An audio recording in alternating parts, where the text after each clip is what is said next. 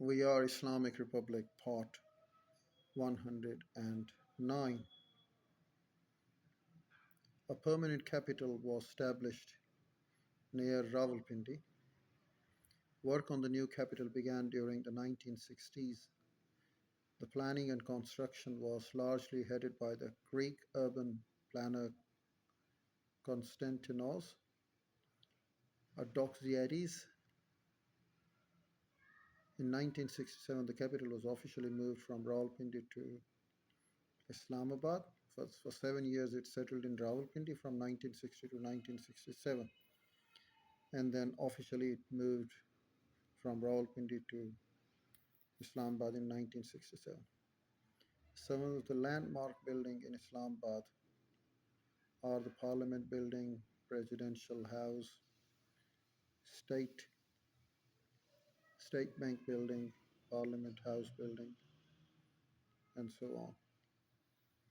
How did the 1962 Constitution work? Ayub Khan appointed a commission to prepare a new constitution. When he did not like their proposal, he presented his own. The new constitution of 1962 was an extension of controlled democracy and guaranteed far-reaching powers for the president. It also decreed that he remain as president till a successor was found. Because of his election in 1960, only basic Democrats would be able to vote in future elections for the National Assembly as well as for the president. 1962 Constitution.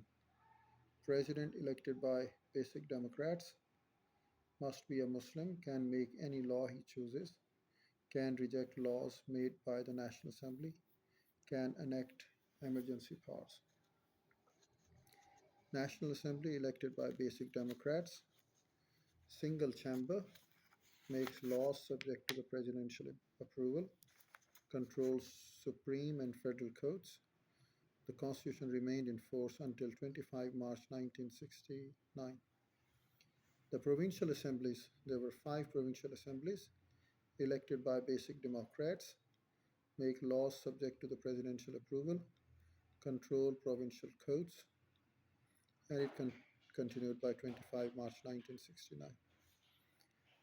How did Ayub Khan try to modernize Islam?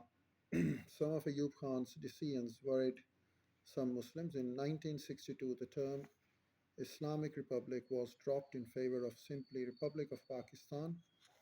So great was the outcry that in 1963 Islamic Republic was restored. It showed the determination of Islamic parties such as Jamaat-e-Islami, whose leader Maulana Maududi was wholly opposed to many of Ayub Khan's actions. Throughout 1962, the JI fired off a series of criticism of decision, including Muslim family laws, building of cinemas, and the Advisory Council of Islamic Ideology. Ayub Khan appointed his body to advise him as to whether or not policies and laws were acceptable on Muslim principles. The trouble was that he was not obliged to accept their recommendations. Laws, in Ayub Khan's views, did not necessarily have to be determined by Islam, although, in his words, they should not be repugnant to Islam. Although the president appointed an advisory council of Islamic ideology and an Islamic research institute, he was not obliged to accept their proposals. How important was the presidential election in 1965? On 2 January 1965, Ayub Khan won the decisive 64% of the vote in the presidential election. His victory was no surprise because only BDs, who after all owed their influence to his system, were able to vote. Nevertheless, the size of vote for his opponent, Ms. Fatima Jinnah, was significant. She campaigned on the slogan "Democracy versus Dictatorship." Wherever she went, huge crowds cheered her, but they were not able to vote in the election.